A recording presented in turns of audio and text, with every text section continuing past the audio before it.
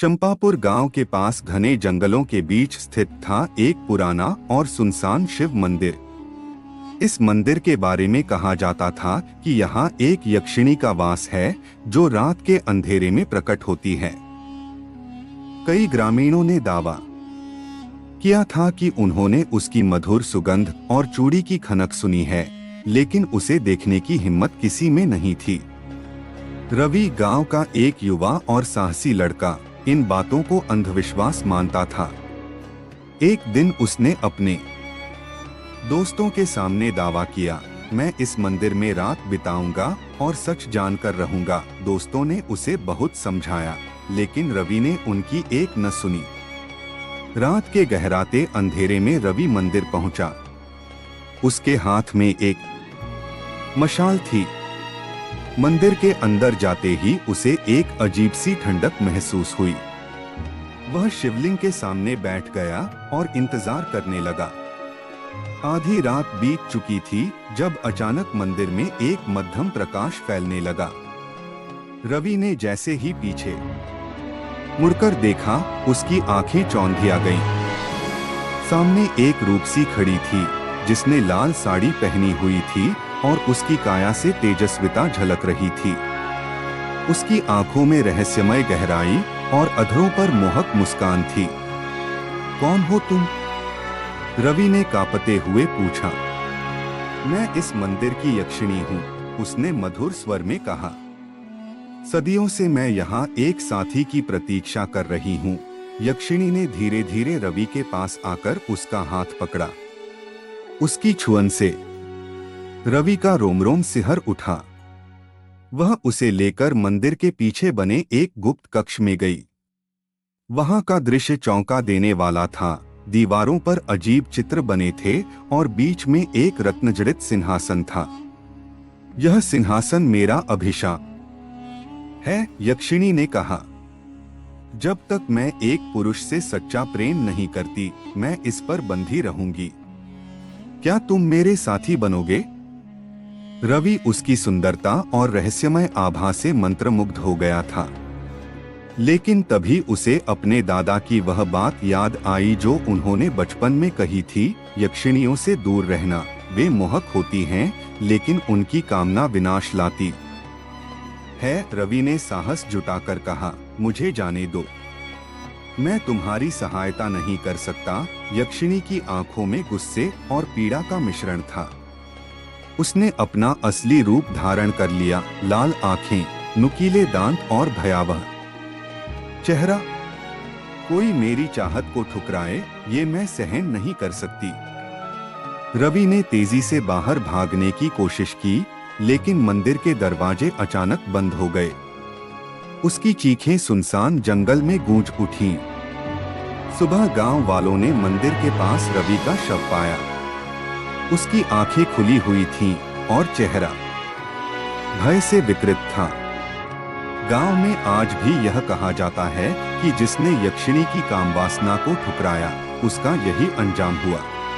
बात पूरे गांव में भय फैल गया। चंपापुर के बुजुर्गों ने चेतावनी दी कि कोई भी रात में मंदिर के पास न जाए। लेकिन सच्चाई जानने का जज्बा कुछ लोगों को चैन से नहीं बैठने दे रहा था। रवि का बड़ा भाई अर्जुन, जो शहर में पढ़ाई कर रहा था, गांव लौटा। जब उसने अपने भाई की रहस्यमय मौत के बारे में सुना तो उसे यकीन नहीं हुआ। अर्जुन एक नास्तिक और विज्ञान का विद्यार्थी था। उसने यह तय कर लिया कि वह इस रहस्य का पता लगाएगा। अर्जुन ने गांव के एक बुजुर्ग से पूछा, यह यक्षिणी की कहानी आखिर है क्या?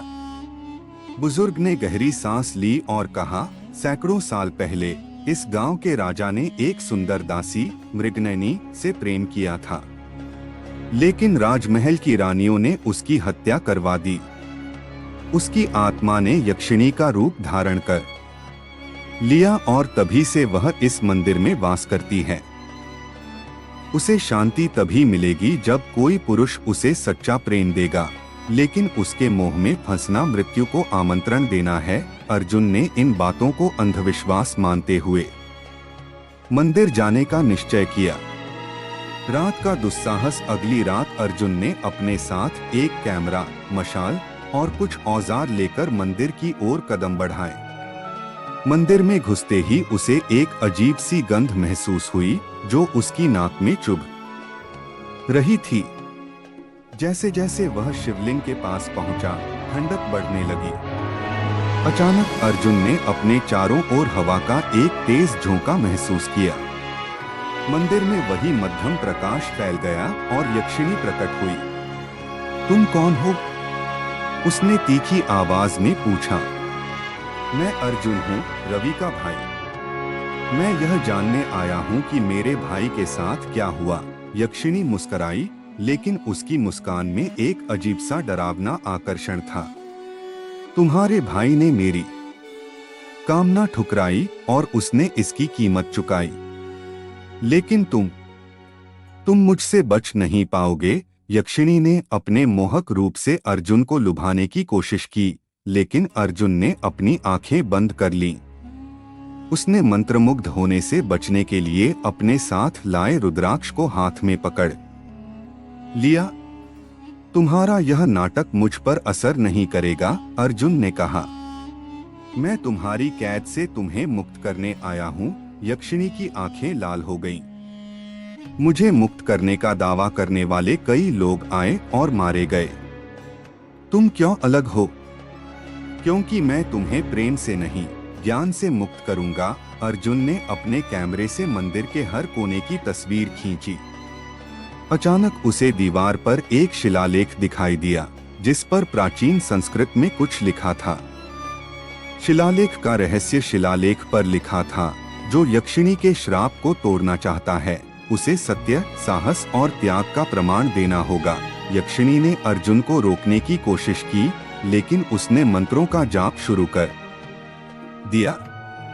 मंदिर में कंपन होने लगा और यक्षिणी चिल्लाई, रुको, मुझे मिटाना तुम्हारे लिए घातक होगा। अर्जुन ने अपनी मशाल से शिवलिंग के पास बने गुप्त कक्ष के दरवाजे को खोलने की कोशिश की। वहां उसे एक पुराना संदूक मिला, जिसमें एक तांत्रिक पुस्तक और एक सोने की मूर्ति थी।